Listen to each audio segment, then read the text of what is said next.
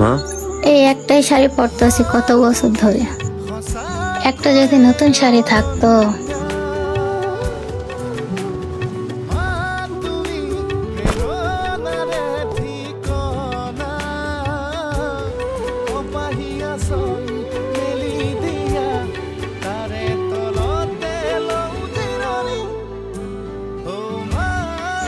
এখানে টাকা আসলো কই থেকে?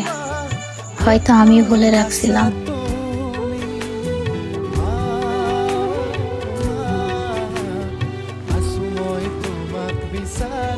মা, এই শার্ট কই থেকে আসলো? বাবা, আমার বালিশের তলে কিছু টাকা ছিল, তাই ভাবলাম তোর জন্য একটা জামা কিনে নিয়ে আসি।